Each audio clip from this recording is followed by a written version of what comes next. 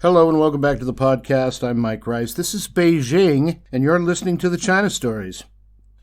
There was an actor who for 20 years religiously kept a daily diary of what it was like to be unknown and unsung actor. November 1. Dear Diary, for 20 years I have daily reported to you the trials and tribulations of being an actor, never losing my faith and hopefully my talent, never giving up, never losing my dedication to my art and my craft, but still an unheralded actor. But never again will you hear me speak thusly, for tomorrow I will be a star.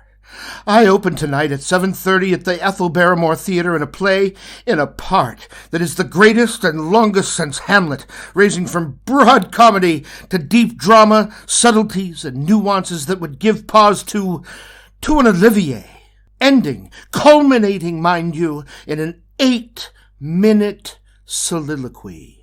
Can you imagine me alone on that stage for 8 minutes? Well, alone except for this old character actor who sits up on stage writing down everything I say with his old quill. November 2nd. Dear Diary, he drank the ink.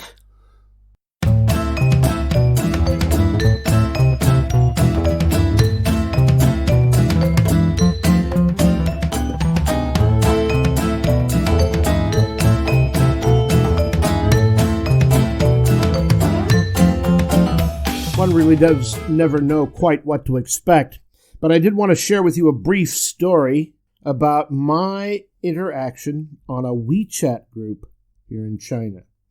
There's a group called Safe and Sane in Beijing, and it has to do with keeping track of virus statistics as they are issued by the Chinese government.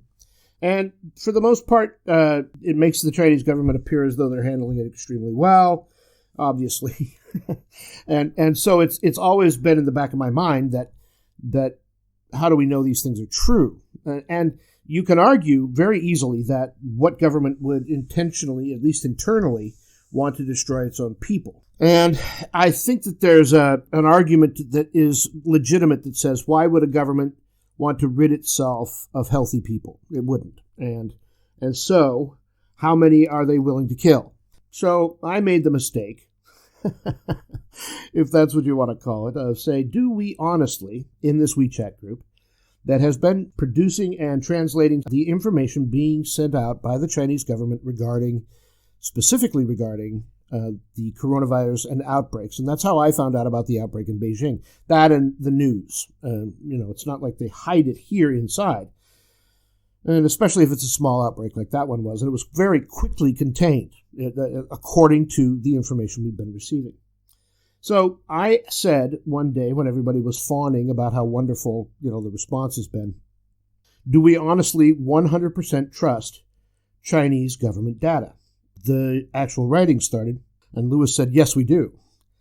Lewis says, so far, China has had the best response and results to the situation than any country. Now, keep in mind, some of these people are foreigners, so they're English, and these are written in English, so kudos to them. Their English can be odd, so it's really annoying when people make fun of English. Lewis said, so far, China has had the best response and results to the situation than any country I can think of. Don't see where you would raise any distrust of this data. Toby said, hi, I understand your concern, but please refrain from saying anything against the government in this group, as we are the one who will get in trouble being the moderators. You can vent in other groups or to your friends and family, but not here. Thank you for understanding and your cooperation. And he references me directly. And so this, you think, would be the end of it. Then somebody else pops in and says, let's see, his name is Andrew. And he says, he quotes me, and then he says, why wouldn't we? Excellent track record containing the virus. Goes on, and it keeps getting thicker, but almost immediately somebody, her name is Bolana, she says, I don't see the point of a chat group denying the right to an opinion and controlling our conversation. Above all, it creates doubt, not confidence in the accuracy of the information. Then I kick back in because I realize I probably stirred up a hornet's nest here, and I say, asking questions is simply that, asking questions. Didn't mean to cause fear. And Michael says, what if you view it as specifying the scope of the nature of this discussion? There's no requirement to include political discussion in sharing information and health data. I'd say find sources you trust rather than undermining those you don't. So the immediate assumption, of course, is that my question about trusting the data is a political question. Sorry, Mike, I believe he's one of the admins and one of the guys that comes up with most of the information. He @s me and says, I welcome anyone to form a group that is attached to his or her real name for this type of discussion, and I will share the QR code here. For me, I have a family and a livelihood that I wish to protect here. And as moderator that ultimately will be held responsible for the content here, I will play by the local rules. Balana says, and she @s me, I just want to say that it is wrong to deny the right to freedom of expression and opinion. And then Alex kicks in, says, well, to be clear, it wasn't an opinion, it was a biased question. Jeanette kicks in and says, Balana, somewhere else, please. Please do not insist on this subject here. We are much more about the facts that we receive in this group. Thank you for protecting this group. And it goes on, and then several people start attacking Balana.